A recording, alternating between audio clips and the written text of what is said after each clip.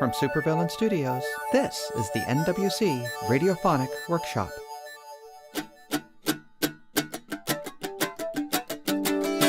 Today on our pilot episode of the Geekmusic Podcast, we have our special NWC Music 2013 preview. We'll talk geek music, DIY, and the ramp up to NorwestCon 36 next. Please stand by.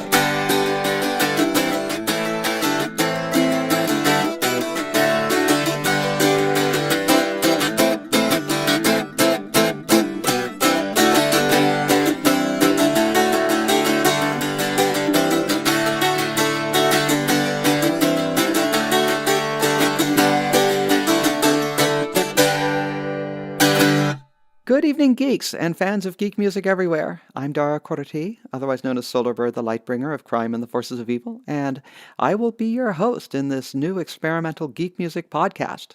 So we're starting out this episode as a special NorwestCon sneak preview. We will be talking with Nicole Deeker of Hello the Future, Seattle J-pop singer Rai Kamishiro, monsters of nerdcore Cloppenpop and Death Star, and Stephanie Weipert of Starlight.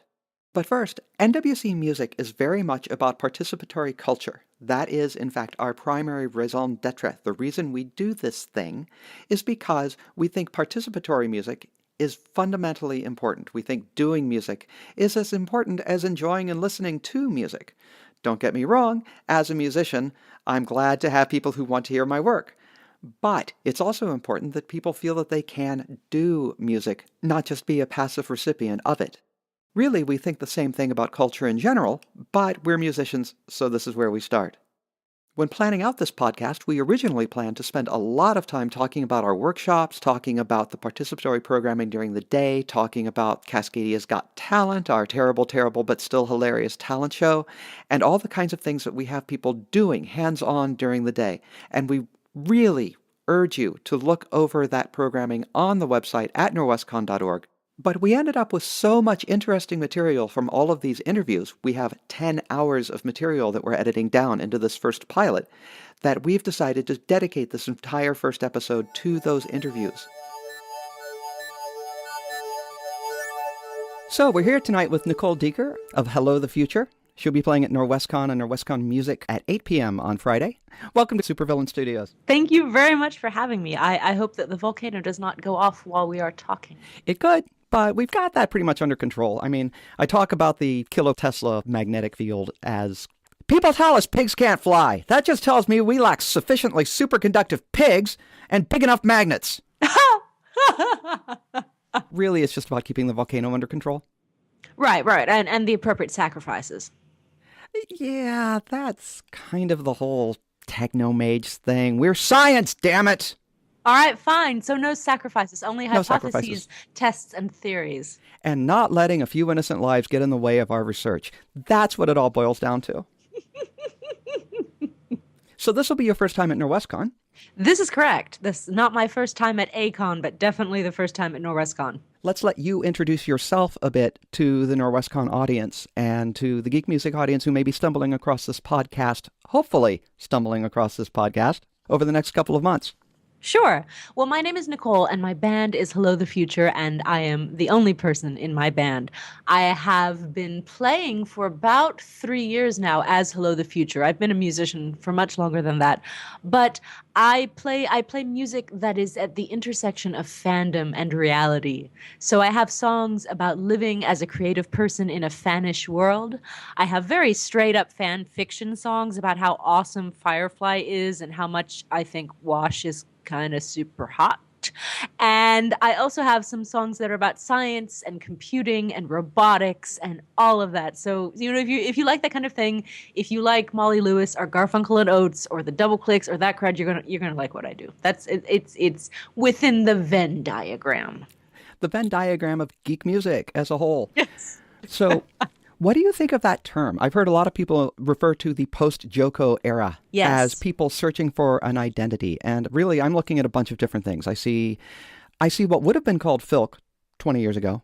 I see a lot of nerdcore. I see chiptunes. One of the other people we have this year, who's going to be in this podcast, in fact, is doing J-pop. She's actually originally from Japan, but she's doing very geeky, very nerdcore-oriented J-pop. What does geek music mean as an idea for you, and particularly as a unifying term? I think for me, geek music, it's a search term as much as anything else. It's a way for people to find you as much as it is a way for you to identify yourself. I think that attaching the geek label to what I do helps me get to the places where the audiences that will enjoy my music turn out to be. For example, I have this monthly residence at this bar, right? And it is a bar, and it is not particularly nerdy. And I sit and I play my songs, and people drink, and they don't really listen to me because that's what happens at bars. But then I go to a convention, and I play the same songs, and everyone's jumping up and down. So whether or not I am a geek musician, whether or not that really means anything, because like you said, it's chiptunes, it's nerdcore, it's, acoustic, it's electronic, it's all of this. Putting the geek label on it's like a beacon to the audience you want to get. Excellent. So we just talked about JoCo briefly, and I'm going to segue very cleverly here over to the JoCo Crazy Cruise, which just completed. It was amazing. Everyone should go. Just go. Just mark it on your calendars and go next year. That's all I've got to say. Beg, borrow, steal, starve. I don't recommend steal. I really don't recommend starve, but do something. Get yourself on the cruise. I forgot which song we were going to play at the halftime. Oh, we were going to play Paper Cranes. Right, Paper Cranes. Sorry. No worries. I do not have the well-rested bonus applied right now. Nor do I. I am recovering from the cruise. I'm barely. This is like the first day I've been able to speak since I got back from the cruise. Well, and my timing's good. Mm-hmm. It's good I got you now rather than yesterday. It would have been interesting trying to do this in pantomime, perhaps sign language. Oh, it would have been all right, but it would have been scratchy and I wouldn't have sounded very pretty. So anyway. Let's go to one of your songs. Yes. You were kind enough to let us play Paper Cranes. Do you want to introduce it? I wrote this song after a breakup, and one of the quirks of this breakup was that this person I was dating really, really, really hated spoilers and would actively avoid them, particularly for Game of Thrones, which we both watched, but only I had read all 5 books. So a song about seeking revenge against this person. It's sort of a fantasy song because this is the kind of thing I would never actually do in real life ever. I promise. But let's just play the song now. You'll get the idea. And that's why you're not a supervillain. Let's roll the song. 5, 6, 7, 8. Do do do do do do do do do do do do do do do do do do.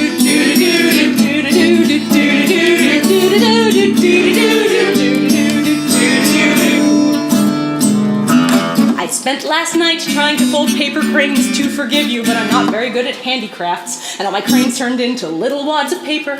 I didn't even get to the part where I blew them up with my angry breath and sent them flying about 1.5 feet across my room.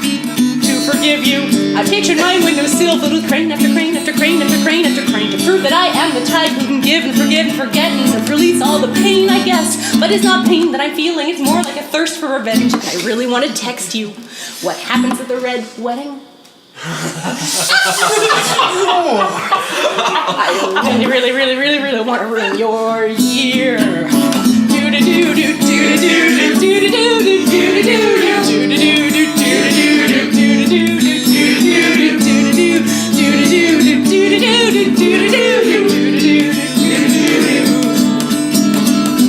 done all the right things, like I deleted you from my Twitter. I mean, I pulled you from a list of people I actually read, but I haven't gotten to the point where I'll unfollow you. I'm saving that for when you finally get 10,000 followers. As soon as you announce it, you'll only have 9,999. And by then I'll have a windowsill filled with crane after crane after crane after crane after crane to prove that I am the type who can give and forgive and forget and never complain. I guess that you told me you loved me and then told me you'd become bored, and I really want to text you what happens with Tyrion and Shay. I really, really, really, really, really want to ruin your year. But as you know, I won't do any of that, although it would be so easy. You can't unsee a text, as you of all people should know, and I've spent way too much time working out if I could spoil Game of Thrones Season 3 in a single text. Saving room for the words, now we're even.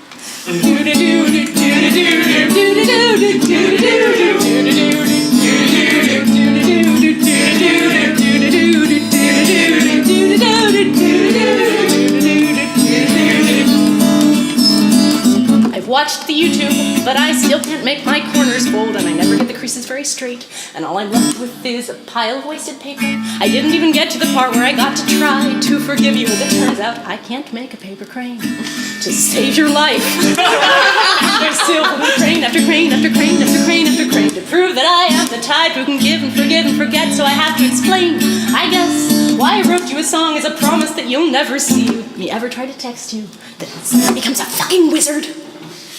I'm not the kind of person who will ever try to ruin your year.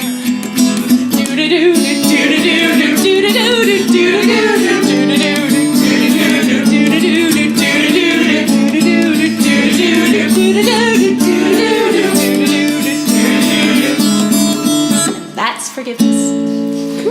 We need an audience. We need an in-studio audience. I could get some hostages. I just imagine everyone is clapping right now, especially if they're driving. They've stopped driving and are now clapping, and then problems are happening. I like the way you think.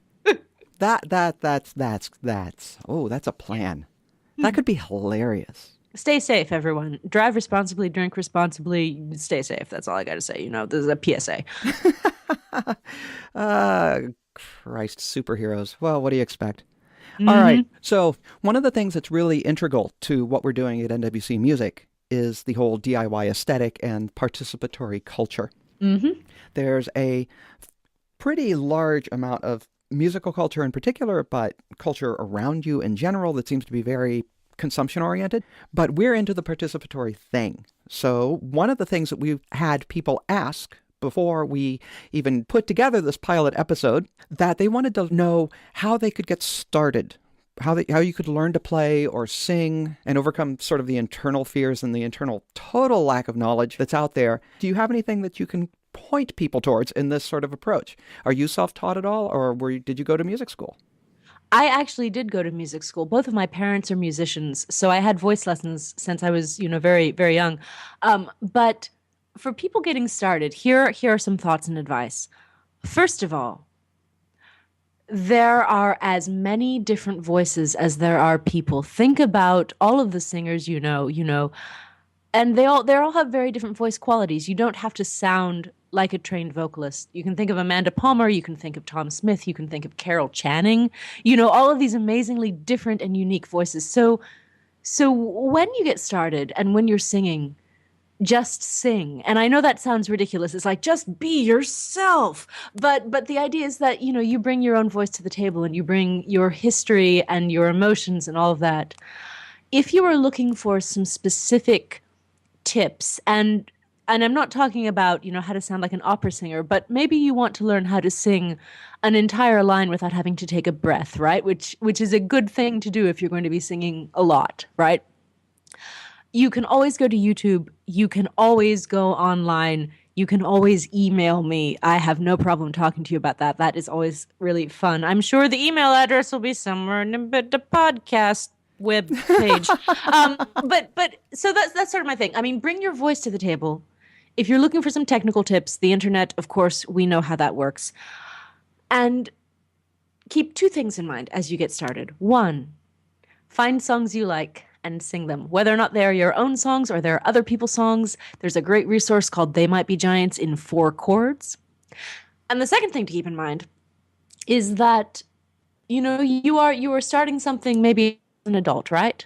But you are starting it from a very beginning stage. So you may be at the preschool level of singing, even though you might be, in your 3rd or 4th decade, right?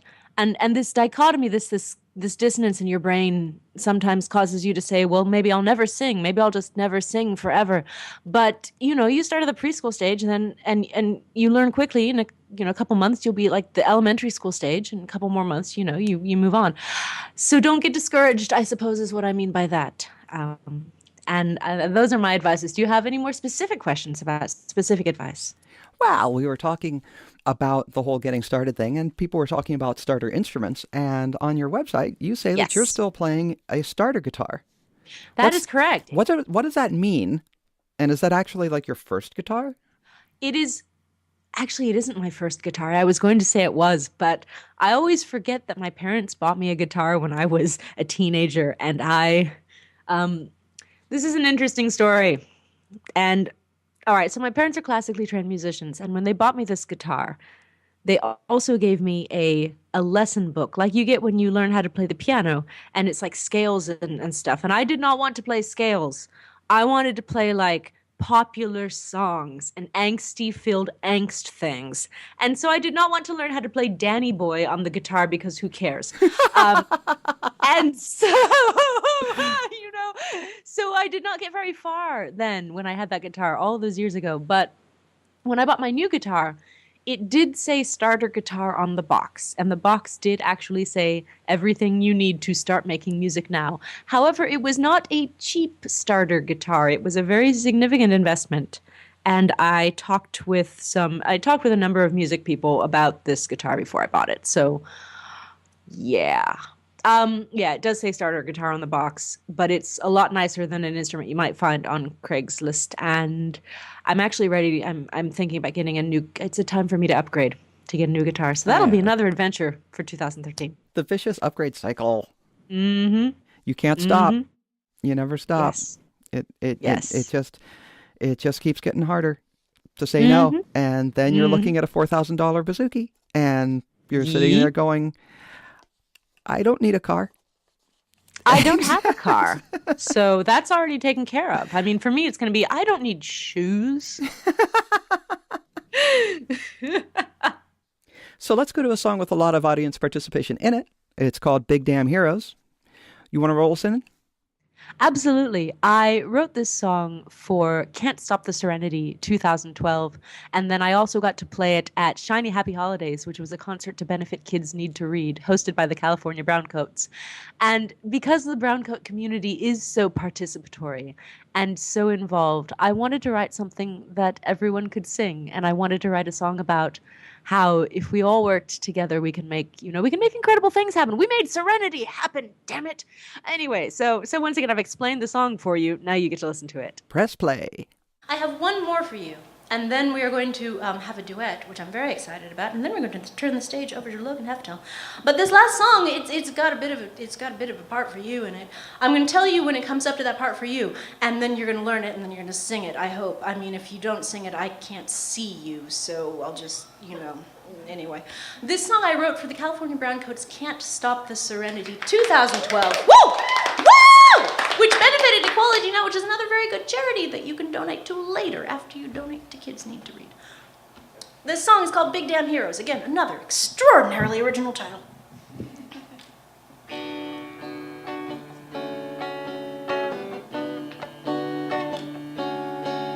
We are here after 10 years.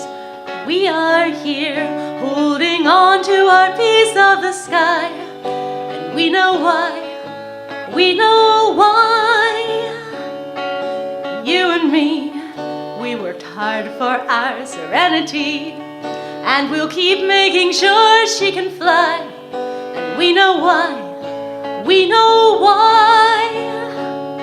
Because we all need something to carry us through, and we all need a safe space to come back to. And in this great big verse, we all need to believe we can still change the world if we try. So here we are, being big damn heroes, and we aim to misbehave. We've done the impossible, and that makes us mighty. And there are still universes left to save, and there are still universes left to save. What we've got is a message. What we've got is a story we'll never let die. And we know why. We know why. We may be small, but we're numbered. And if you fall, then we'll help you get back to the sky. And we know why. We know why. Because we all need something to carry us through, and we all need a safe space to come back to. And in this great big verse, we all need to believe we can still change the world if we try. So here we are, being big damn heroes, and we aim to misbehave. We've done the impossible, and that makes us mighty. And there are still universes left to save, and there are still universes left to save. and we can't stop the serenity. And every year we get closer to equality. We can't stop the serenity. And every year we get closer to equality. That's your part, all right? We're gonna start. Here we go. And we can't stop the serenity. And every year we get closer to equality. We can't stop the serenity. And every year we get closer to equality. We can't stop the serenity. And every year we get closer to equality. We can't stop the serenity. And every year we get closer to equality. You guys got that in your brains? Can you keep it in your brains for like another verse? I'm gonna have you sing it again in a bit. Make sure you put a lot of scoop in it. I wanna hear some closer to equality. Okay, cool. Don't be afraid. Brown coats are never afraid. So clap your hands, cause we're starting. Clap your hands, woo! And we'll watch our serenity fly. And we know why. Every time that we see her, every time we're reminded of what we can do. Me and you.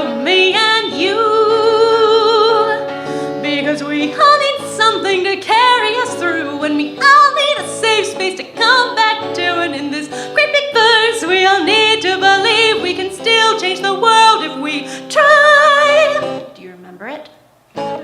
And we can't stop the serenity. And every year we get closer to equality. We can't stop the serenity. And every year we get closer, just you.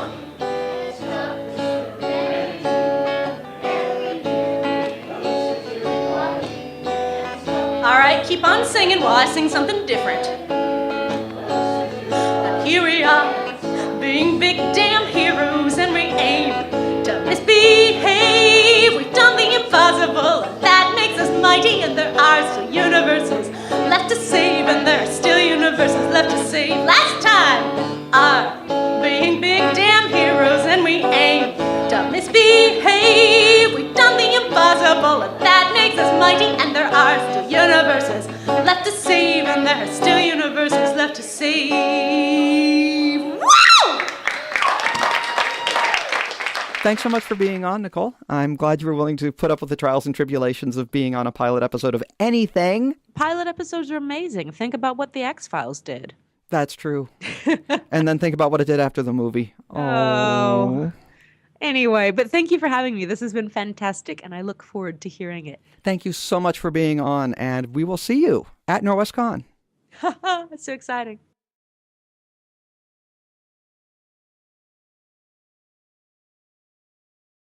Next up is Rai Kamishiro. I ran into her the very first time cruising around on Kickstarter, where I discovered that she was putting together a project to fund her J-pop nerdcore album.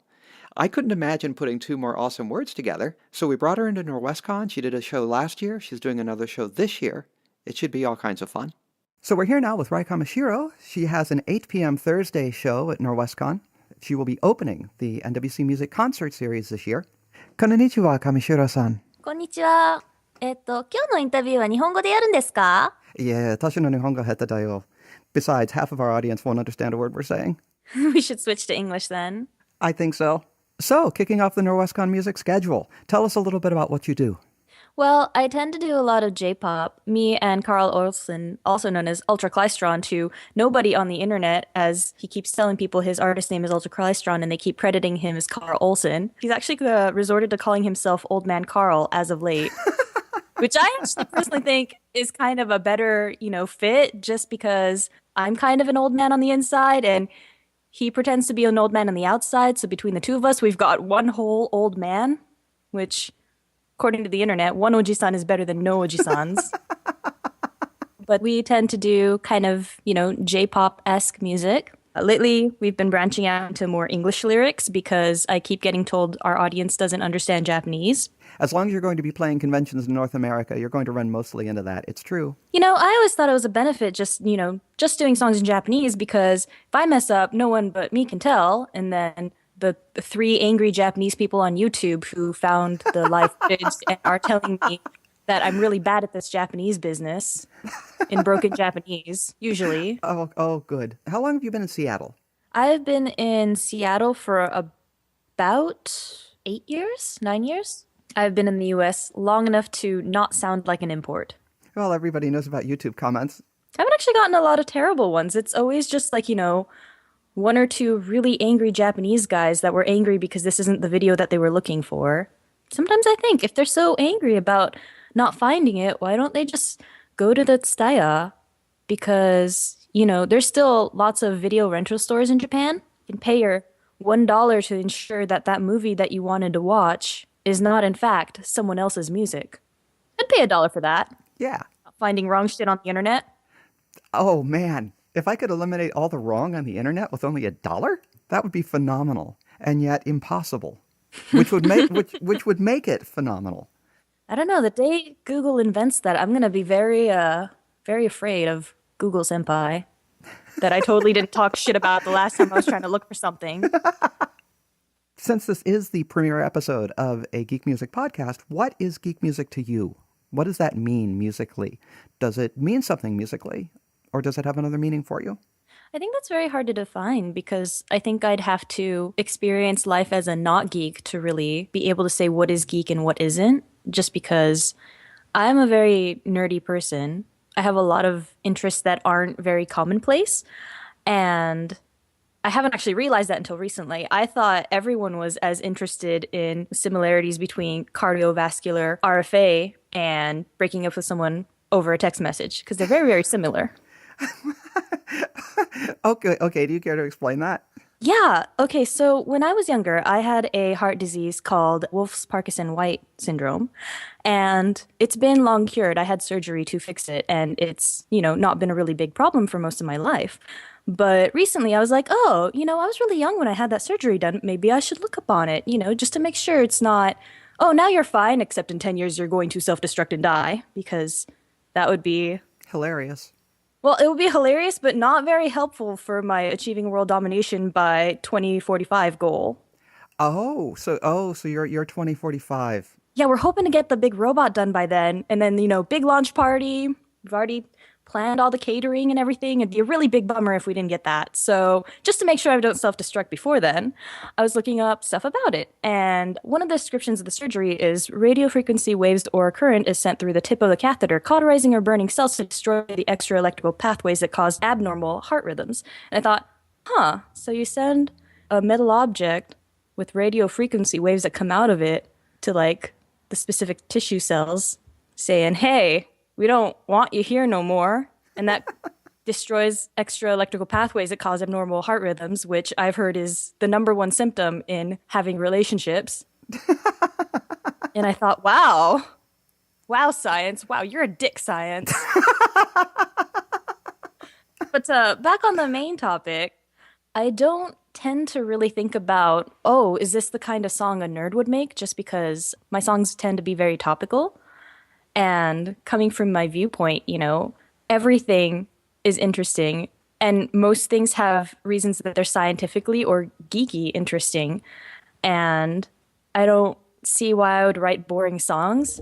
Even in songs where I complain about, oh, I'm putting off making decisions by not doing things that I should be, still tend to be, include topics of, well, I didn't do these things and now the world is kind of fucked up because I'm actually the main character in a JRPG in which not doing things kind of mean the world ends or all your party members are dead. Bad job, hero. Bad job. How did you get started in doing music? And in particular, how did you get started in doing this particular style of music? I was started on music when I was really young, actually. My grandma really liked Mio, which is kind of a traditional Japanese music thing. It's like Japanese country music, but folk song country music. And she had a lot of her granddaughters start in on it. So I've always been in an environment where, you're practicing one song or you're learning something or you're doing some sort of singing. And because of that, I've always been involved in just kind of like, school choir or music or even just sitting at home singing all day, every day. And I had always thought that, I want to do music possibly with other people. I met Carl at a party in which somehow everyone else got really drunk and then really sleepy because they were all nerds who shouldn't drink a lot and pretend to be people who drink a lot and have livers that are made of iron and cirrhosis. But Let's do a song. Which do you want to do first? let's do Sayonara and Goodbye because that one's kind of a bit in English and has a bunch of nerdy video game references, which people may or may not get. Okay, let's roll this one.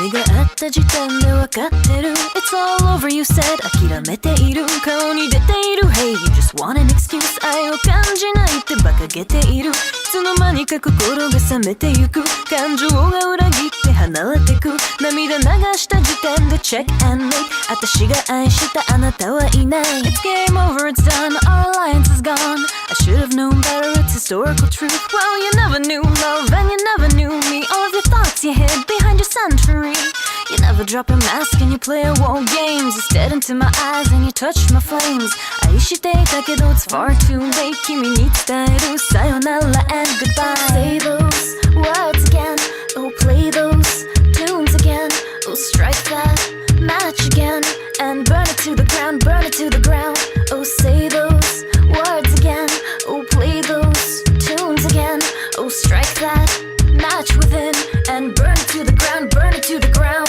目をそらしたイベント覚えてるどうしようもない感情抱えてる陰で隠れてる You just wanna be cruel 愛がないなんてふりをしてる何も言わずに時間が過ぎてく顔を見せない君が動き出す惚れた弱み握って Check and mate あなたが愛した私はいない You were always afraid You felt lost and betrayed I never said a word that you wanted me to Well I never knew you when you never let me You erected your defenses the moment you saw me You'd rather play it safe so afraid of getting burned Run over time now when the tables have turned 後悔しても it's far too late 君に伝えるさよなら and goodbye Say those words again Oh play those tunes again Oh strike that match again And burn it to the ground, burn it to the ground Oh say those words again We'll play that game again I'll take your heart and pain And burn it to the ground, burn it to the ground 目が合った時点でわかってる It's all over you said 諦めている顔に出ている Hey you just want an excuse 愛を感じないって馬鹿げているいつの間にか心が冷めてゆく感情が裏切って離れてく涙流した時点で Check and mate 君に伝えるさよなら and goodbye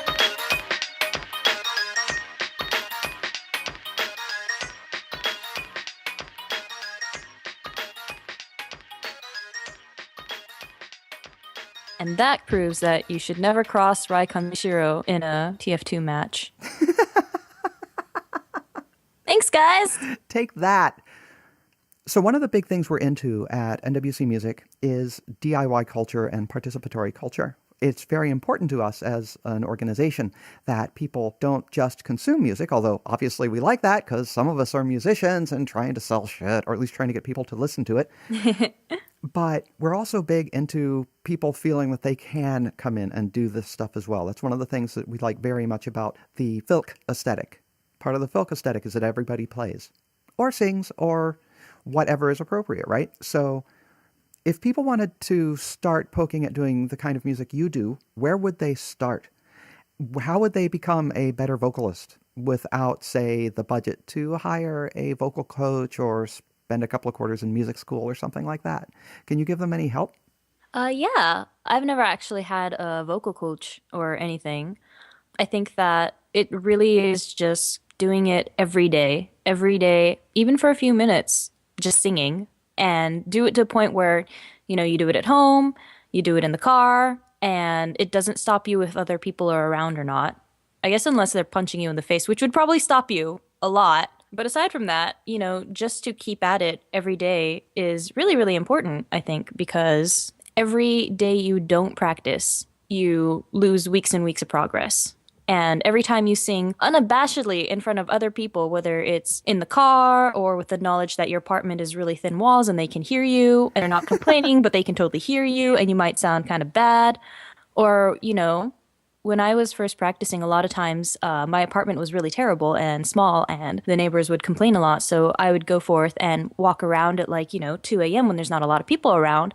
And I would practice by walking and singing. And sometimes I'd run into the random person and just have that moment where you realize they can hear you because they don't have headphones on or anything and they've just heard you sing theme songs from Japanese Magical Girl series.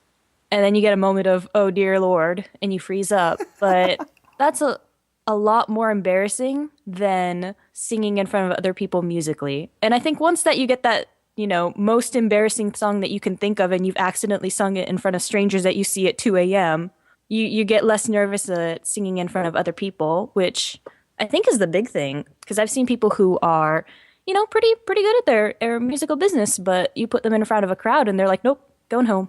Nope, going home. I got swine flu and also sickle cell anemia. And also, I think I've got something in my throat.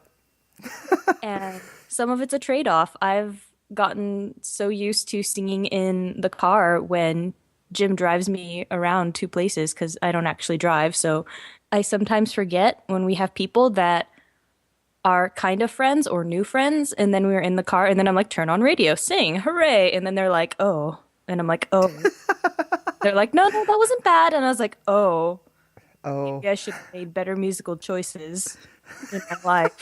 It really comes down to you have to keep at it. And you can't kind of give into this thought that, oh, well, not being instantly good at something is embarrassing because it's not, No one's super good at something every time they do it.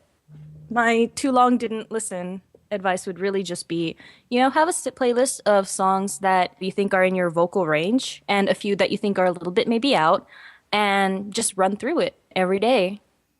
So let's play another song. You were kind enough to let us play 2 songs of yours on this podcast. So, Schrodinger's Cat, tell us about it. Well, it started off as a song where I'm just like, oh, okay, well, Carl says I have to make more obviously nerdy songs. So I made a list of various things I have interests in that are nerdy and not nerdy, various scientific theories, which I think are really funny, especially because Schrodinger's cat is named after a guy who thought that the theory by Einstein was absolutely a piece of shit. He's most famous for telling Einstein, your idea is dumb. Your idea is dumb. It's like fucking putting a cat in a box of poison and seeing if it's dead or not, and seeing if it's dead and not dead at the same time. You dumb! You dumb! But probably in more intelligent words. Essentially, that was his opinion about the theory, and now it's named after him because science is sometimes a dick. The song itself is very much about uncertainty. If you look at the lyrics, which are actually translated on my Bandcamp, there's a lot of a question about, well, what things do you know and you don't know?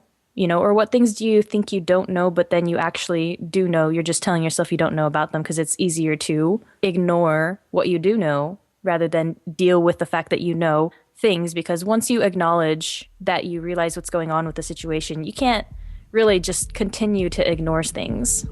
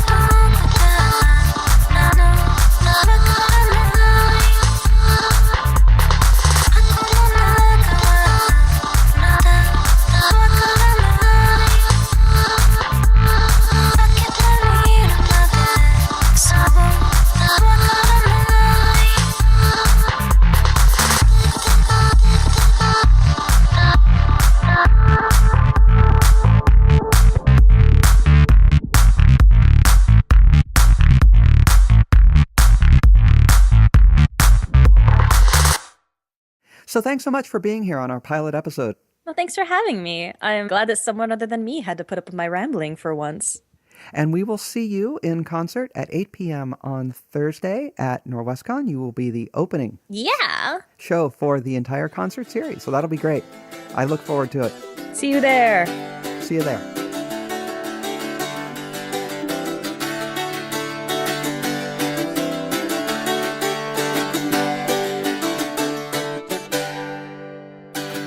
I need to write some more bumpers, but putting this thing together takes way more work than I thought it would. So you're going to get a little more bumper rerun until episode 2. On Friday, during the afternoon, from 4 to 6, we have a very special episode of Family Ties. No. Friday afternoon between 4 and 6, we have something we've never done before. We have an all-Nerdcore feature event called the Monstars of Nerdcore. It features Death Star and Cloffin Pop, two of Seattle's best-known and appreciated nerdcore bands. They will be appearing jointly on stage for 2 hours. It will be totally epic. Then you get 2 hours off, then the evening concerts start. Through the magic of multi-tracking, we managed to get Death Star and Cloffin Pop, despite being in entirely different cities, all together at once for one group interview. This one went on a while, but I assure you, it is worth your time. We have with us Death Star and Cloffin Pop. They will be jointly appearing in a big Friday afternoon special called the Monstars of Nerdcore, a feature event at NorwestCon by NWC Music. Can you introduce yourselves, guys? Hi, I'm Cloffin Pop. I'm Cosplay of Death Star. I'm the not lead MC of Death Star. I'm MC3PO, the actual lead MC of Death Star. A surprising number of NorwestCon attendees are not really that familiar with the idea of nerdcore, or for that matter, geek hip-hop in general. So why don't you tell our audience a little bit more about nerdcore and the kind of music you do? And we'll start, since Cloffin Pop got to go first for the intros, let's start with Death Star and C3PO. Okay, cool. Death Star is a nerdcore hip-hop act in the most traditional sense, I suppose, of nerdcore. As we are proudly and strongly of the nerdcore genre. In its simplest definition, I suppose, nerdcore is hip-hop for geeks. It tends to be about nerdy things. It tends to get oversimplified about being about genre films, video games, comic books, but it's actually much more far-reaching than that. Generally, it's just subject matter that nerds like and identify with. Speaks to a certain subset of the population. Nerdcore hip-hop is that for nerds. And Death Star is that for nerds who like good nerdcore, as opposed to Cloffin Pop fans. He speaks the truth. Nerdcore has always been guys who are pretty nerdy and generally wear how much of a huge freaking nerd they are on their sleeve, and it comes out in their lyrics. Given all that, what does nerdcore mean to you, and what does geek music in general mean to you as anything? Is it a marketing term? Is it something you just are? For me, it's a search term. It's a convenient way. I'm not the only one to say really that. is. It's a convenient way for me to find more music that I will like because it's nerdy. But the first underground hip hop that I ever got into, I liked because it was hella nerdy and just philosophical, and the beats were really jazzy and complex. Nerdcore tends to have a higher percentage of, I think, fan material, and I enjoy that. Cosplay, do you have anything on this? I guess nerdcore to me is the only kind of hip hop I could make. Josh mentioned earlier that, like, in a lot of cases, there's some nerds that can make hip hop that's, indie or top 40 and stuff like that. And I try to integrate that into Death Star and fail miserably because I am just too much of a cartoon to do what I call real hip hop, or hip hop that comes from any kind of personal space. And so for me, yeah, I am personally a nerd, so I can write songs about Mass Effect and I can do songs about Mega Man, but ask me to do like a song that isn't like a subject or a topic, and it's a lot more of a struggle. And then my voice just doesn't sound believable when I'm trying to be serious with people. And so I just have to come from that perspective. You can buy weirdness a little bit more in nerdcore and geek music in general. You can buy like somebody using a Game Boy to make their songs in chiptunes and stuff, where if somebody did that as their core music creation in like a mainstream band, it would be a little bit jarring for a general audience, even if they do like it. In my case, nerdcore as a label is one of the most hotly debated topics on Nerdcore Now, which is the largest nerdcore forum on the internet. People waste an awful lot of time arguing whether it's a genre, a subgenre, a movement, a paradigm, or whatever. Yeah, Paradigm. it's a paradigm. You hear that a lot, Oh. and realistically, it does not matter. Like it really doesn't freaking matter. Preach it, Chaplin. Yeah, thank you. Because like much art, you can identify it generally when you hear it. And if you have to ask, is this nerdcore, then it really starts becoming about people's particular instincts on what is and is not nerdcore. To some people, Deltron 3030 is nerdcore because it's Del the Funky Homo Sapien, an established rapper, and Dan the Automator, an established producer, making an album about a dystopian future with giant robots and overlords. And that's pretty nerdy. Is it specifically nerdcore? Well, depends on how you view it. Some things are obviously nerdcore. Death Star says that we're nerdcore. We really are. MC Frontalot created the term nerdcore. He really is. Some people are nerdcore and they defiantly fight against it and say that they're not nerdcore, and I say that it's really not up to you to decide. If you say you're nerdcore, then you are. If you say that you're not nerdcore, then your fans decide. If your fans say that you're not nerdcore and you say that you are, you may be laboring under that delusion, and why would you identify yourself with the scene? But realistically, like, how do you define nerdcore? Who cares? At this point, it's nerdcore if you can point to it and say, wow, that's pretty nerdcore. How did you get started doing your particular music? Community service, mainly. We do a lot of DIY at Norwestcon and at NWC Music. And how did you guys get started? We'll go backwards order, starting with cosplay. Well, I got started doing nerdcore because I wasn't in a very good video game cover band, and so I wanted to be in a better thing. You were in a not very good. Yeah, we should define that for the audience. It's not like he was dreaming of being in a good video game cover band. It's that he was dwelling in a terrible video game cover band and looking for something else to do. Well, really, I actually got started in nerdcore for the same reason I got started in video game cover music, which is I went to a PAX and I found out that these genres existed. Like, I didn't like hip-hop until I heard hip-hop that spoke to me. And then I thought to myself, honestly, at the time, and I know 3 people agree, we sat down when we decided to start working together that we could make better hip-hop or better nerdcore hip-hop than a lot of what we were hearing. We were like, wouldn't it be cool if we wrote these songs that were hella nerdy, but they were also pretty decent hip-hop songs? And then we released a terrible hip-hop album called Phantom Menace, and then got better from there. It helped me realize that hip-hop wasn't just this BS genre as a whole of music. It was this thing that you could craft just like any other music that I'd been involved with in the past, and slowly make better and make more clever and make more listenable. 3PO. What got me into nerdcore is cosplay, straight up. You're welcome. Yeah, thanks. I was saying that to the audience, not to you. You're labored with this now. Yeah, I guess I am cosplay's gift to nerdcore. Cosplay is the one that got me into nerdcore. Prior to cosplay, I was listening to a lot of indie hip hop. I was really into Atmosphere, Mos Def, Aesop Rock. A lot of the Rhymesayers guys, and then a lot of indie guys that I was running into. Online, MySpace was just starting to get big, and I was getting invites from bands, and every once in a while I'd get one from guys like Jordan Miche, who I'd be listening to and thinking, this is actually really good. After listening to a lot of nerdcore hip-hop and then having various discussions about hip-hop with cosplay, I finally was like, I think we could make better nerdcore than this. And the thing about nerdcore, it is the ultimate hobbyist genre. I don't think there is an easier genre of music to get into with no prior experience or talent whatsoever. You laugh about that, but it's completely true as far as I know. You don't need to know how to play any kind of instruments. You don't have to be able to carry a tune. You don't need to know a damn thing about music. All you need is to find beats you can download and then write words to rap over them and do your best to keep up with that flow and pace. Kloppinpop, being a really great producer, knows that there are big arguments over what is and is not admissible in making nerdcore, and what makes you a decent producer in the genre. But if you just want to start out rapping, anyone can do it so long as they can keep a basic function of rhythm. And so in the very beginning, that's what we were doing to make music. And since then, we've just sort of gotten better at it and found our own stride and pace Luckily, we have Bill Beats, who is one of the best producers I've ever met, backing us up and making us sound like a legitimate band. Excellent.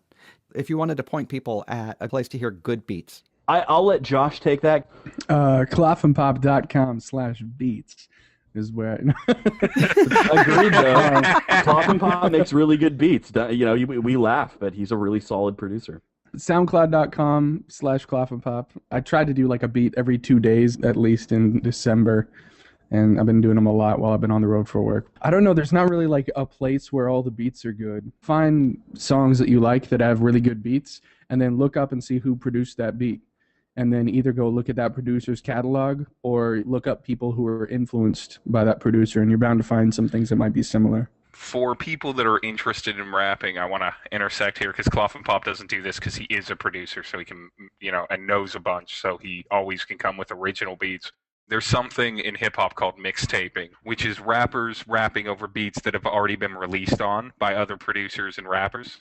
And that is perfectly acceptable if you credit the original song, the original producer, and you don't charge for it. Some might ask you to stop if they really don't like you as a rapper. It's a pretty common behavior in hip-hop to do. So if someone really doesn't want to go hunt on like SoundClick, and I can't remember, Shadowville. Something. Yeah, Shadowville. If you're not selling, anything lower than 10,000 or 1,000 records or downloads, no one's gonna approach you to stop. And if they have their instrumentals out, you just go, "Hey, this is my mixtape, and I'm just rapping something new over it," and that's fine. That is part of the hip-hop culture.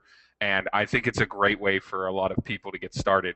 Most of the underground DIY indie guys are just all about, the music community.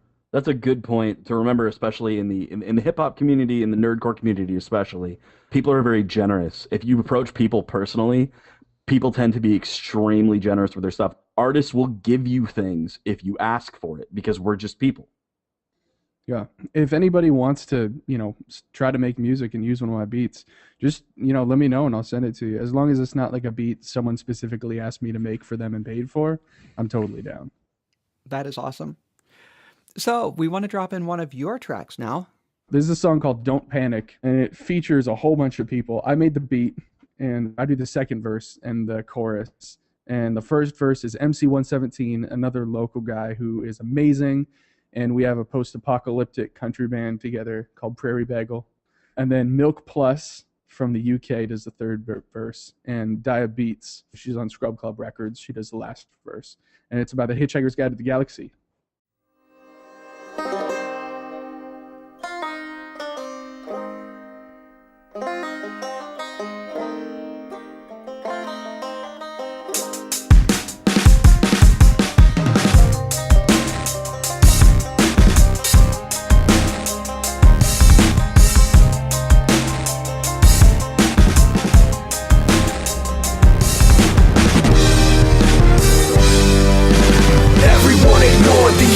Oceanic. Now I'm a hitchhiker, I ain't got no home planet. Got a babel fish all up in my tympanic. So know where your towel is and don't panic. Everyone ignore the exodus oceanic. Now I'm a hitchhiker, I ain't got no home planet. Got a babel fish all up in my tympanic. So know where your towel is and don't panic. They began it, a race of pan-dimensional beings who commissioned what they wishing from the great Magrathians, who designed a computer that could finally reason out the answer that it had a universe disagreeing. See, the computer was our world, and the sum of its basics meant that organic life now formed a part of its matrix. Set the timer for 2 million years and let's bake this, and every single human's just a speck in the cake mix. Woke up this morning feeling locally threatened when my hoopy flew forward came and offered protection. See, I didn't even know that a great answer beckoned. After 2 million years, when at the very last second, now the Vogon constructively came down to wreck this. Destroying the earth was just a box on a checklist. In my wildest dreams, I could never expect this. I've done 6 impossible things before breakfast. Everyone ignored the exodus oceanic. Now I'm a hitchhiker, I ain't got no home planet. Got a babel fish all up in my tympanic. So know where your tower is and don't panic. Everyone ignore the exodus oceanic. Now I'm a hitchhiker, I ain't got no home planet. Got a babel fish all up in my tympanic. So know where your tower is and don't panic. The smart ones just do what they're told. Relinquish control, don't need to listen to them. They spoke at the polls, handed over the keys to this galactic miasma. Getting from here to ZZ, now plurals and alpha, cause I'm the president. But I got my own agenda on an endeavor to render the infinite comprehender's ultimate question and make the answer align. This ain't about philosophy, man, it's about that bottom line. Trekking, crossing this open spaces, looking for traces of stasis, cause the place I'm located is in hibernation. Trying to get some yeses and nos out of these maybes, but I always make time to shake hands and kiss babies. But you think I take orders from mice? That's a fallacy. This is my ship, and this is my fucking galaxy. That chick was cute, but now she's trying to ruin my fun. Man, I got 42 problems, but a hitch ain't one. Everyone ignored the exodus oceanic. Now I'm a hitchhiker, I ain't got no home planet. Got a babel fish all up in my tympanic. So know where your tower is and don't panic. Everyone ignored the exodus oceanic. Now I'm a hitchhiker, I ain't got no home planet. Got a babel fish all up in my tympanic. So know where your tower is and don't panic. I wish I was a little bit positronic, failing that a hypersonic soar or just a turbo lift off. Cause though my IQ's off the charts, I have to live with relegation to just a metal porter, sometimes used for sanitation. Just look at me, for pity's sake, they build me like a car wreck, and I've got about the same maneuverability as a Dalek. Is it any wonder or surprise I'm such a mess when I'm just a toaster in disguise? God, I'm so depressed. By design I got the intellect, but aesthetically all wrong, cause I was made by serious cybernetics, not Dr. Noonien Song. And therein lies my problem, see I simply can't compete with these next generation androids who have made me obsolete. And life, don't talk to me about it, I can do without it. Now I lay me down to sleep, tried to count electric sheep. Be careful who you grab, that hitch or photons are in town. And now I guess I'll just switch off before I bring you down. Everyone ignored the exodus oceanic. Now I'm a hitchhiker, I ain't got no home planet. Got a babel fish all up in my tympanic. So know where your tower is and don't panic.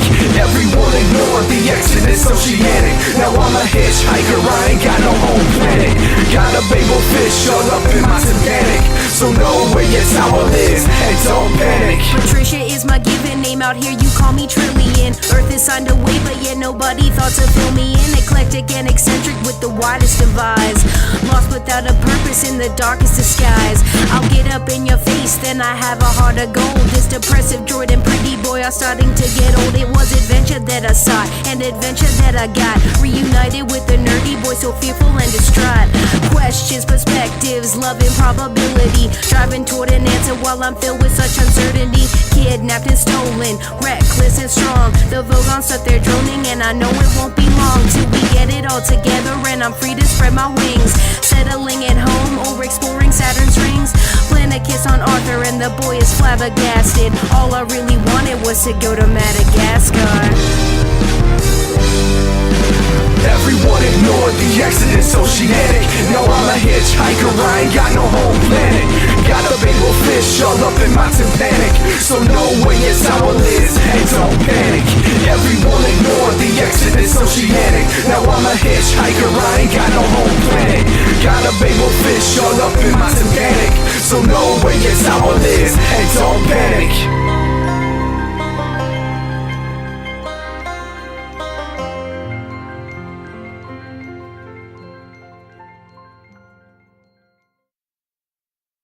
So you're out there, you're interested. Where do you get started? And tell us a little about the process and what you would do. Nerdcore being an extremely do-it-yourself sort of do it at the computer that you game on, check Facebook on, and do email through. You get started with first getting a microphone and pulling down some recording software. Now, the easiest and most popular free recording thing out there is Audacity. But Josh, you always recommend something different to people. Adobe just released their old CS3 suite, I believe. CS2. Yeah, CS2. Which CS2. I've been using Audition back when they still called it Cool Edit, and it's great. And it's free. It's off Adobe's site. It's licensed. It's a little bit old, but it's still going to have more oomph than Audacity. And it will actually get you in the mindset of how other programs that you hear a lot of producers using, like Pro Tools and Logic and Reaper, it's a good starting point. And then for microphones, now a lot of people, and you'll see a lot on the internet about downplaying USB mics, or you got to get this expensive tube microphone and everything like that. But let's be honest, A, a lot of people don't have a lot of money to spend, and B, you're not 100% sure how much of this you're going to invest time-wise. And so you're looking for a microphone on Amazon, on Newegg, or something like that that's like, I'm just going to be honest here, roughly about $100 price point USB mic. If it's on sale, all the better. But if its standard price is around $100, that's going to get you off the ground and be better than, say, an Xbox Live mic or a typical microphone that's going to be an accessory on a headset. It's going to come across clean, and if you play around with it in production, it's going to sound a lot better than a lot of other do-it-yourself stuff, and pick up enough of your voice to give a reasonable idea of what you sound like when you rap, because that's what microphones are about. Is they're about doing the best job to give you an idea of what it sounds like when you're there. And yeah, that accuracy, it definitely comes better with formal microphones and interfaces and stuff like that, but that's a lot of money. And the bottom line is, formal microphones. I'm sorry, this studio is a black tie studio. Yeah, it comes in a tux. But like if you have like a Shure SM58 Workman mic, if you already have an interface or something that plugs in those XLR cables into your computer, great. It's sort of like, do you buy the old Gibson that's an amazing instrument, or do you buy just the little whatever Guitar Center has on sale to really learn how to play the guitar and learn how to get comfortable? A lot of good songs, a lot of punk music, obviously, and garage rock are made with the cheapest instrumentation possible. And that is somewhat true of some of the best hip-hop I've heard. It's not about how expensive your mic is. It's about you putting the songs down. And then you just got to get a good, decent program to record and then know how to do it. And that's where I guess Josh is going to take over. Yeah. You've got a couple steps in what we call the signal chain. The signal chain is the path that the sound waves you make with your mouth travel to get into your software. They come from your mouth, they go through the air in your room and into your microphone, through a cable, and somehow into your computer, whether it's through a microphone cable into a converter that's called an interface usually, that'll make it digital and go into the USB or the FireWire port of your computer. Or you've got a microphone that just converts it in-house and it will go right into your computer, into the software. First step of that is your voice. You got to make sure that what you are recording accurately sounds good. And I mean, that comes with, as nothing but practice. Accurate recording of a terrible voice is an accurate recording of a terrible voice. Precisely. Because you can record a shitty mix perfectly, and the recording will sound like a great recording of a shitty mix. Work on your voice. 3P is going to talk about that a little bit, but I'll just have two caveats. One, it comes with experience, practice. No one's going to sound great the first time they try. And you got to listen to rap. Listen to rap music. Love rap music. If you don't listen to rap music, don't make rap music.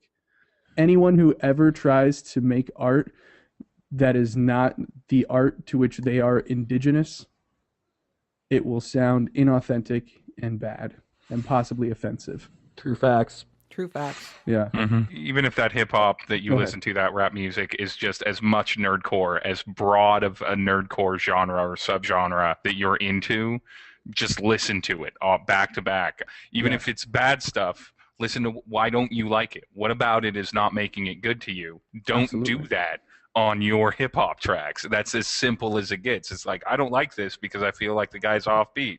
Well, then that makes you pay more attention to being on beat. I don't like this because I don't like the rhymes, because I think they're too simple. Well, then don't write simple rhymes. Go to the artist resource section of nerdcorenow.com. I have a whole bunch of tutorials that will get into what I'm about to talk about in a lot more detail with examples and everything. So your first step in your signal chain is your voice. You need to work on that. Next step is the sound waves traveling through the air into your microphone. That doesn't really seem like a step, but that is one of the most important steps, because as your sound waves come out of your mouth, they don't just go straight into the mic. They're going to go everywhere into your room, bouncing off of the walls and the ceiling, and come back into your mic a split second later as reverberation. I've talked about that a bunch on my blog and have a bunch of blog articles myself up about conditioning your room. Yes. Yeah, check those out as well. You want to have, in general, as little or as subtle reverb as possible. You want your vocals for rap to come into the mic as dry as possible. And a great shortcut for that is either if you have a closet that's big enough to put a mic stand in that's full of shirts, go in there and close the door. A room full of shirts surrounding you at mouth level will really dampen the sound bouncing around. Alternately, if you have like a corner where there are two doors, you can close a couple heavy blankets into the doors and record with the mic facing that corner and just have the open room behind your microphone. I do that a lot when I do remote spots that don't have good recording areas. And then once you get your signal recorded, once it's in your software, there are three main things you need to do. First one is called compression. Compression essentially evens out the dynamics of the vocals, the actual volume. It'll make it a little more steady. Best bet, pull up a compressor in your program and find like a vocals preset and just tweak it from there to see what changes what. Whenever you do any of these effects, turn it off and make sure it doesn't sound better without it. Next one is EQ. Best way with EQ, turn something up all the way and move it around until you find something that sounds really bad and turn that part down a little. Alternately, you can turn something all the way down and move it up and down the frequency spectrum to see when something really good gets lost or when something really bad goes away, and then just do that a lot less subtle. And the third thing to do is not add a whole bunch of crappy reverb. Every amateur producer throws just a crap load of reverb on their rap vocals, and it sounds awful. Just don't do it. Don't do it. Even when you should add reverb to your rap vocals, when the music is playing, if you can even tell at all that there is reverb, let alone actually hear the reverb, it's too much. Yeah. There's a thing called sweetening with reverb, and if you're thinking about doing that, you can, and you possibly should. You want the tail to be about 0. The tail is the length that the echo keeps going on. You want it as small as whatever software you're using will let you get away with, and you want a wet dry mix that's about maybe 15%. I usually run 8% That's of that fair. wet MERV. That's honestly, fair. That'll thicken it up. With the cheaper programs, especially when I remember Audition's got one of the most mind-blowing reverb engines ever created. Only in the last 4 years has someone made something better. But even then, I would have it at 2 or 3%. I have a particularly apt tutorial for people just getting into hip-hop called So You've Got a Shitty Mic, specifically about how to optimize the situation of recording with only a shitty mic. It's on nerdcorenow.com. Now MC3PO is going to tell you how to make things worth recording. Don't post shitty raps. End of story. Super helpful. Yeah, don't post shitty raps was my standard, back when I was the global mod for Nerdcore Now, was my standard message to new people on the forums. So when it comes down to it, obviously you want to start with having decent equipment, using decent software, and having a decent understanding of recording. But a lot of people aren't going to do that. Like, they're not going to hear this, or they're not going to pay any attention, or they're going to think they understood what we were talking about and completely, did not get the point whatsoever. Fine, that happens. When you're first starting out, everything you make sounds like shit. It's terribly recorded on awful equipment. Almost no one starts out sounding anywhere near good. But one thing you can do is prepare yourself for actually writing hip-hop. If you want to make nerdcore, if you want to actually write rhymes and rap about nerdy stuff, or even making hip-hop in general, I just talk about nerdcore because it's what I make, the most important thing is to know what it is you're actually getting into do. As it was mentioned earlier, it's important to listen to hip-hop. If all you like is nerdcore and hip-hop, that's fine, but make sure that you spend a little time listening to what you like in nerdcore. Take down a list of your favorite 20 or so artists, and then of those artists, like, make a list of your favorite 30 or so songs, and then just take a second to ask yourself what it is about those songs that you like, and try rapping along with them. Just freestyle. It doesn't really matter what it is that you're rapping about. It doesn't have to make any sense. You can make up words. You can say the same shit over and over again. But get comfortable with the idea of words coming out of your mouth at that pace, in that cadence, in that flow. Because if you have a stilted cadence and you can't keep the beat, it's going to ruin anything that you have to say. It is the death of a number of otherwise promising artists who can write really good lyrics and have a really keen understanding of how to write songs and get across the thrust of their story and whatnot. If you can't flow to the beat, you can't rap. Beyond that, for writing lyrics, know your subject matter. One of the compliments that Death Star gets a lot is that we get an A+ in sticking to themes. From the beginning to the end, we tend to write a coherent narrative. We're storytelling rappers, so that makes sense. But even for non-storytelling rappers, like, find your point and stick to it. Don't start out saying, I want to tell you a story about the day that my brother died, and then end it with, and I'm the greatest rapper of all time, and none y'all can step to me, because no one cares. Hey, I think I've heard that song like 1,000 times. Yeah, and so have I, and I don't understand why people keep writing that friggin' song. Like, if you start out, this is the day my brother died, end with, and that's what happened the day my brother died. Another important thing is rhyming. Like, it's underrated. People think, oh yeah, rhyming, I completely understand that. It's like, look, whatever bad poetry you wrote in high school is going to be probably the grounds for how you start out in your rap career. But nobody is going to respect you if you're constantly rhyming with, life with strife. I think Clop and Pop will agree on that one. Also, sad, mad, and glad. Sad, mad, glad, maybe, baby. That kind of stuff. Day. Yeah, say day. All of those tragically overused rhymes. People want not just a good story and a good flow, but clever wordplay. Hip hop is really about clever wordplay, interesting stories, and whatnot. It's a storytelling method, even if you're not telling a narrative in your hip-hop. It's a storytelling method of getting a point across in a way that sounds good to the ear without it necessarily automatically being singing. So these are the things you should work on, and of course, in the beginning, your best bet is to completely copy your idols. Figure out what it is that you like, and copy that until you can do stuff like that on your own without it being a copy. One of the most important parts, though, that I find even blatantly being a copy. Oh, well, yeah. The first things that I did when I started was just cover songs that I loved to figure out, what they were, just to dissect them and actually perform them and figure out what is it that they're doing. So I can figure out how to do that too.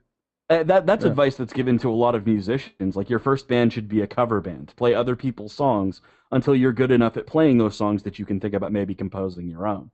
But as I was going to say, one of the most important things that people tend to overlook is knowing your voice. Now, Cloth and Pop brought that up in terms of signal, knowing how your voice actually works as an instrument and how it carries a signal when you're recording. But it's also important to know what that instrument sounds like. If you sound like Cosplay, don't try and rap like Rakim.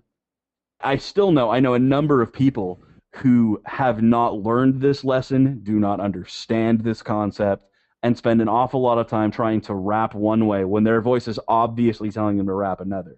Unfortunately, you can't change your voice unless you're prepubescent, in which case maybe wait a few years. But other than that, there's not a whole lot you can do to make yourself sound hard if you sound funny. Have people listen to your stuff and tell you whether or not you sound ridiculous, and if you sound wrong on it, find out why and how, and if there's anything you can do about it. And if you can't, don't rap like that anymore. Once all of that is taken care of, then when you ask people for feedback, make sure you specify with them whether you want them to tell you whether or not it's good, or if you want them to tell you what's wrong with it. Because most people will just be like, yeah, that's pretty all right. And you'll think that all of your friends like your music, when in secret they all hate it, but they don't want to hurt your feelings. If you want to actually get good feedback from people, then, maybe ask strangers on a forum, or just tell your friends specifically, look, I need to know what I'm doing wrong here. You need to tell me what it is that I'm doing that I need to be doing better, because otherwise you never grow, and everyone starts out awful. So don't be surprised if everyone tells you, man, you're just terrible, because everyone starts out bad. Our first demos for Death Star are awful. Some people love them, and I don't know why. Don't let that make you stop. No. I mean, it's like marriage. The more time you spend at it, the better it always. I want to be married gets. to Cloth and Pop. So we're going to go ahead and cut to Broken Robots from Death Star's sophomore album, A New Dope, released December 2011. Production on this track was by Cloth and Pop. He did the beats. Bill Beats did the scratches. Kyle Stevens of Kirby Crackle is on the hook. Death Star on the vocals, Cosplay first. MC3PO second, with Isaac Asimov on the bridge.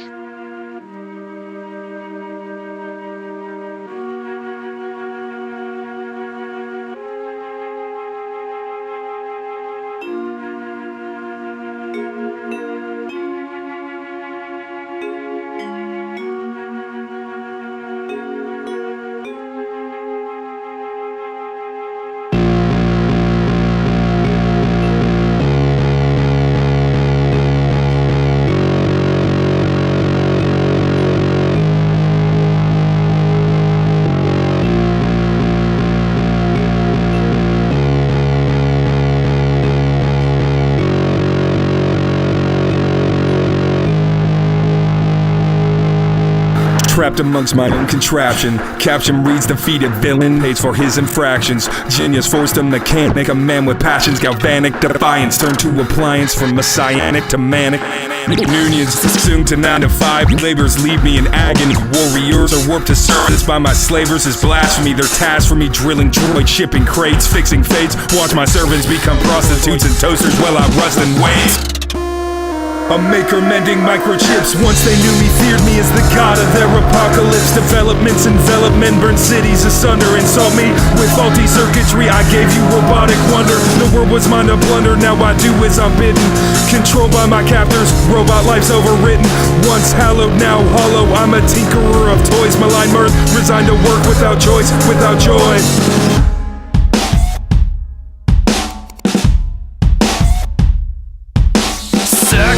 Rust and burn, I must return them to their trust.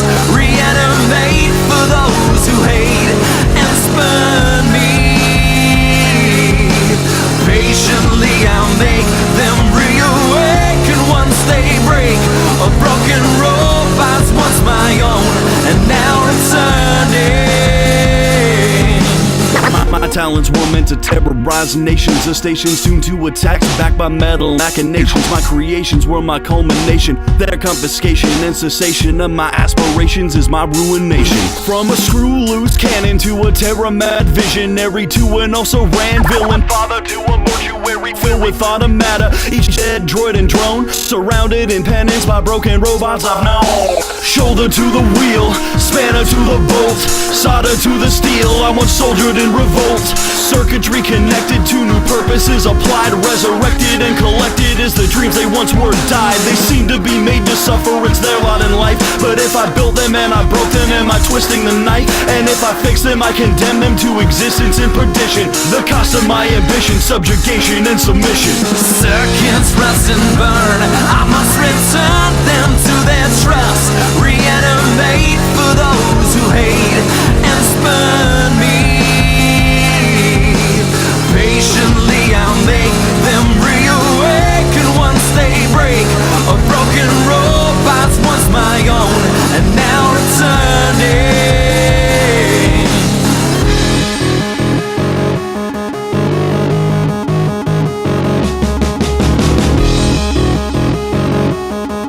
The first law is as follows. A robot may not harm a human being or through inaction allow a human being to come to harm. Number 2, a robot must obey orders given by qualified personnel unless those orders violate rule number 1. In other words, a robot can't be ordered to kill a human being. Rule number 3, a robot must protect its own existence. After all, it's an expensive piece of equipment. Unless that violates rules 1 or 2.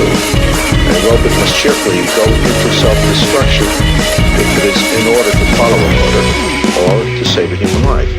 Circuits rust and burn,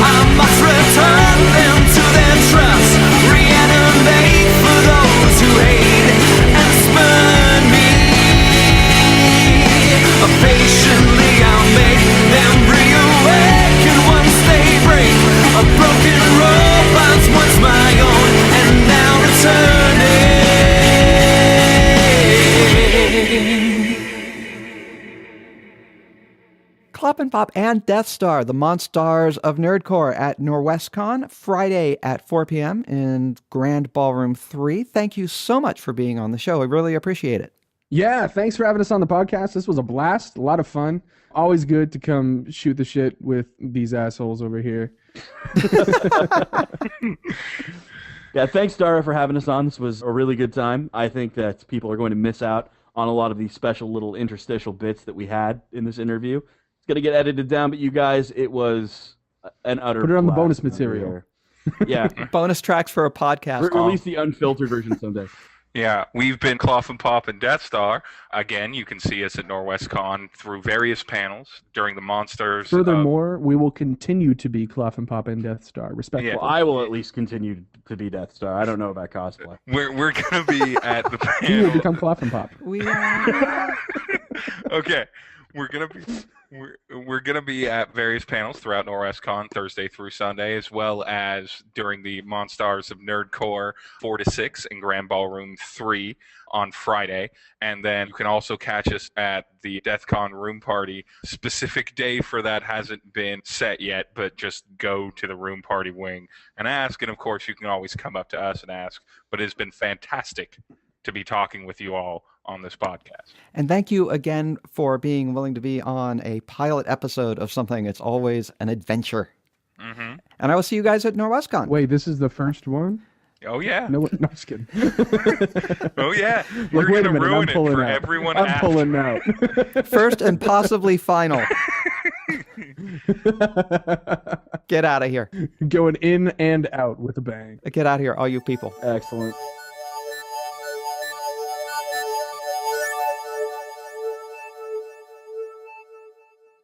For our final segment, I wanted to make sure that we touched ground. I wanted to make sure that we got to the basics of what is genuinely the original geek music. Long before anybody was doing nerdcore or J-pop or elf metal for that matter, people were doing filk. Filk came out of the folk tradition and got into science fiction fandom just because people used to carry around guitars a lot before recorded music was always available. So it struck me as very important to include filk in any pilot episode about geek music because that's where it first started. That's why we have Filk Fest Friday. That's why we have the introduction to the Folk Circle. So now, let's talk filk. We've stepped away from Emerald City Comic Con for a few minutes on Saturday night to talk with Stephanie Weipert. Stephanie Weipert is with the band Starlight, who will be playing at 10 p.m. on Friday evening, closing out Friday Filk Fest's concert program at NorwestCon. Stephanie, welcome to the podcast. Hi, thanks for having me. It's a real honor to be in my very first podcast with Dara. Well, it's our very first podcast, too. I've never done this before. I keep thanking everyone for being willing to put up with the inevitable cluster housery. There, that's radio legal. So, Stephanie, tell us a little bit about Starlight and its music. Oh, wow. Okay. Starlight's music is mostly written by my husband, Richard Glover, who is our lead guitarist and lead male singer. And there's a few songs written by other people in the band. And we run the gamut because we all write differently. I mean, I have a song that I've written about writing and dealing with the muse. And Rich writes a lot of space stuff. Our bass player writes a lot of comedies. He's the one that wrote that really great song with the 3D glasses we did the last time we were at NorwestCon. I remember. Thank you. And we have songs that you'd put into several different genres, from hard rock to country western and sweet love songs and lots of what they call in folk circles O's. Could you help our audience with that term you just used? Os, I believe? Os comes from moros, being sad and weepy, those types of songs that are supposed to be tear jerkers. It's gotten to be a running joke that you've got Os, you've got moros, and you've got even more Os. Am I babbling? Yes, but that's okay. All of this will be edited. Geek music has really become a thing in the post-Joko era, wherein a lot of musicians identify as doing geek music. And a lot of those people, myself included, really, are kind of looking for an identity. Now, if you look at the history of things, it's pretty clear that if you want to go to the first music of geeks as we know them today, you go straight to filk. And filk is really the first geek music. Yes. So what thoughts, if any, do you have on the whole question of geek music? Boy, that's a complicated question. There's some part of it is saying that we were here first. We're the real geek music. And those people need to come and join us. But then you realize that there's people that aren't going to listen to something with such a weird name. So you've got to have people like Joko and the rest of them to bring in to reach places that we can't reach because nobody can reach everything everywhere. What song would you like to play? I better talk to the leader of the band about this one. Hi there. Let's see. We've kind of figured out the theme for the show where the last time we did a concert, it was dreams. Okay. This time it's more focused on stories. Okay. So we'll do Tonight I Sleep Alone. Why don't you tell us a little about it and we'll go play the song. Well, Tonight I Sleep Alone was written by my husband, Richard Glover, which much of our songs are. He has the lion's share of them. And this one came about from our very first NorwestCon, where we had a fight, and I kicked him out of the hotel room. Bye. Go forth and do computer stuff. Okay. Tonight I Sleep Alone is one of our O's songs to stay in the theme. So this one is about two lovers who wanted to go off and explore the universe together, but the military sent them on different assignments. So they are light years apart and running in different time streams. Well, that's all kinds of fun. All right, let's give that a listen and press play.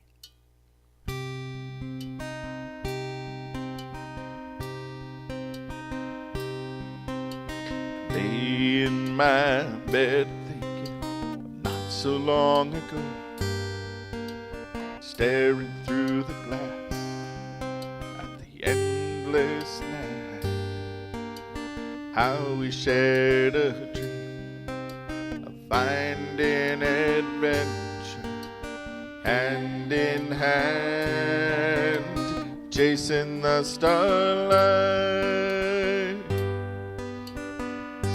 And the stars shine so brightly through the window. The silent stately dance guides us wherever we may roam. And I know that someday they will see us homeward bound. But tonight, sleep alone. Join the Space Marines to make our dream take flight. But they're sure still dreaming. They said they needed infantry, they had a war to fight. They took me.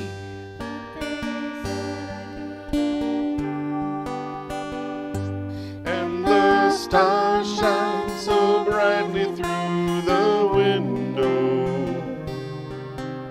The silent stately dance guides us wherever we may roam.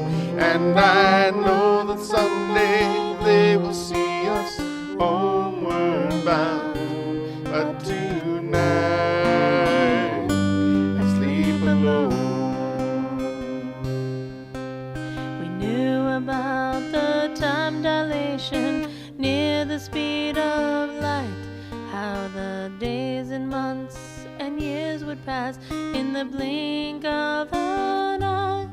But we would be together, so that just didn't matter. Galaxies grow old and die while we held each other tight.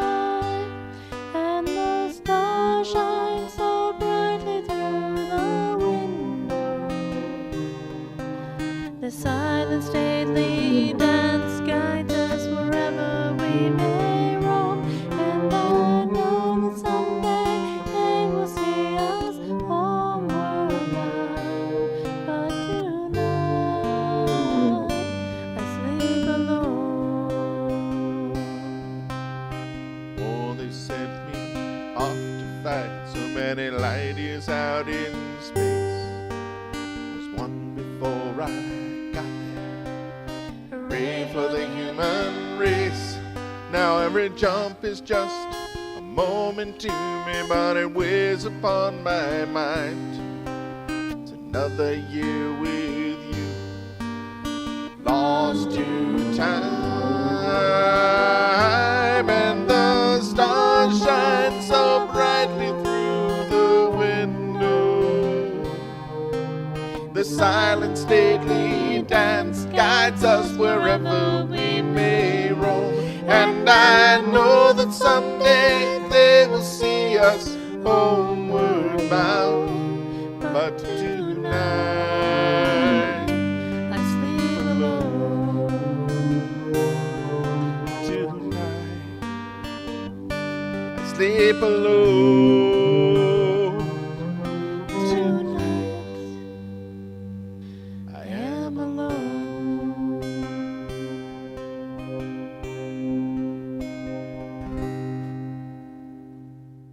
We're back now with Stephanie Weipert of Starlight. So one of the things that I really like about filk as a subculture and as a musical movement is that it's very participatory. One of the big core elements of NWC music is in fact participatory culture and DIY, where people don't merely consume music and listen to music, but participate in it. How do you think, if someone wanted to start getting involved in filk itself, how do you think they should go about it? What advice would you give to people? My best advice to somebody is just to please come show up at the Filk Circle. Conventions like NorwestCon have Filk Circle written in the program guide. Just come, say hi, and you don't really need to bring anything the first time but you and your voice. Because in Filk Circles, there are a lot of sing-along songs with repeating words, repeating verses. So if you just like to sing and come try it out, show up, come in, say hi, and have fun. It doesn't make any difference if you think you can't carry a tune. Come anyway. There are lots of enthusiastic singers that can't carry a tune in Filk Circles, and we love them. If you're a middling singer, come. We want to hear you. We love you too. If you sing beautifully, come sing. We will love you. We like people that are willing to come in and sing with us, sing along with us. Even if you don't know the words, you can look over somebody's shoulder. We're very welcoming to new people in Filk Circles. And so regardless of where your talent is in singing or even music, come. Even if you think you're not musically talented, even if you think you're not musically trained, you're musically good enough to come have fun with us. That's awesome. One of the things that I want to say as interviewer to drop in on here is that the Filk Circle audience is the kindest audience you will run into. There are some very hostile open mics out there. There are some very friendly open mics out there. Filk is the friendliest open mic you are going to encounter. So if you're terrified of trying anything in front of anyone else, Filk is a good place to give it a shot. They'll be nice to you. Yes, we will. So what's the name of the second song we're playing? The next song is called Gillman Blues. It's about the creature from the Black Lagoon. It's written by John Gray III, our bass player, a super talented guy. You give him melody, and it doesn't take him more than a few seconds to have an awesome bass line to it. This is the song that I have a lot of fun singing backup in because we have props. We have those old 3D red and blue glasses that we put on right before we do the song. There were multiple old-fashioned 3D versions of the movie, and he references most of them in the song. Does it sound like the screams of 200 1950s teenagers in a movie theater? We don't have that sound effect in there, but, maybe we should take it under advisement. Excellent. Let's hear what it sounds like for now. If you're ever cruising up the Amazon, take the second left at the crumbled stone. You may find yourself in the place he calls his home. Home, sweet home. Well, it's a nice lagoon with a lot of fish. If you wind up there, you'll fulfill his wish. He'll invite you to supper, but you'll be the main dish. Well, he likes his women soft and curvy. The creature from the Black Lagoon. He got no patience for the great white hunter. The creature from the Black Lagoon. He's quintessentially three-dimensionally the creature from the Black Lagoon. He was hooked into the atoms, his first affair. Then along came Laura Nelson, they made quite the pair. He Snowden doesn't count, cause the third film really sucked air. Why he likes his women without any scales, nobody really knows. Probably ticket sales. Those swimsuit scenes were the teen boys' holy grail. Well, he likes his women soft and curvy. The creature from the Black Lagoon. He got no patience for the great white hunter. The creature from the Black Lagoon. He is quintessentially, he's three-dimensionally the creature from the Black Lagoon. All you paleontologists, best beware. All you ichthyologists, have a care. Is that Devonian throwback with a real flair? No hair. He's not into small talk or shooting the breeze. If you see him coming, better head for the trees. If you're in the water, you soon may be deceased. Rest in peace. Well, he likes his women soft and curvy. The creature from the Black Lagoon. He got no patience for the great white hunter. The creature from the Black Lagoon. He is quintessentially, he is three-dimensionally the creature from the Black Lagoon. When you hear his theme song, there's no time to run. You gotta grab yourself some rope, don't draw your gun. He's really up and mad and is looking to have some fun. In the sun. Well, he'll throw you into palm trees to break your neck. He'll bite right through your air hose, you'll think, oh heck. He'll claw and crush and maim you, he's not near as nice as Shrek. Hard to drag. Well, he likes his women soft and curvy. The creature from the Black Lagoon. He got no patience for the great white hunter. The creature from the Black Lagoon. He is quintessentially, he's three-dimensionally the creature from the Black Lagoon. Well, they may be back up, but don't know when. The creature from the Black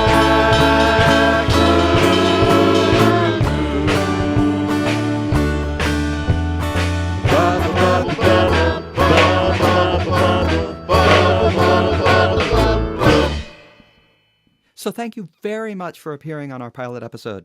Thank you very much for having me, Dara, and I do appreciate you walking me through my first ever podcast.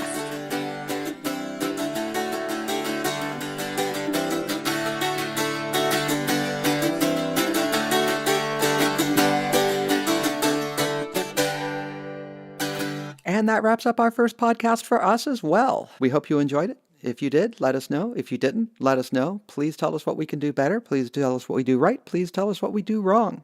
I do want to take a moment at the end of this podcast to point out a couple of other concerts and a couple of daytime events. Saturday at 7, Steve Savitsky, Pegasus Award-winning Hall of Fame filker, will be giving his first Norwescon concert.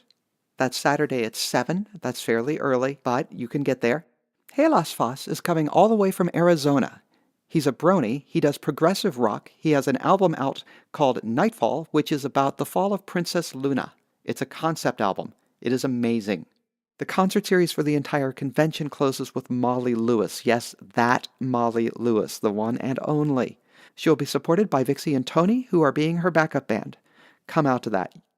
During the day, we'll have the introduction to participatory geek music. That's an introductory folk circle. It's moderated. It shows you how. If you want to bring an instrument, there is a great time to do it. And then you can go on to Overnight Open Folk and play your heart out. Cascadia's Got Talent, the annual talent show. It's very silly. It's really more Cascadia's Got a Gong show. We've even got a gong. So come show off your freak flag. It's cool. And finally, the Irish session has moved to Sunday, but we've got a full 2 hours for it, so that will be all kinds of fun. Come on out. Thanks for listening. Let us know what you think. The email address is crime@crimeandtheforcesofevil.com. I will see you, hopefully, at NorwestCon.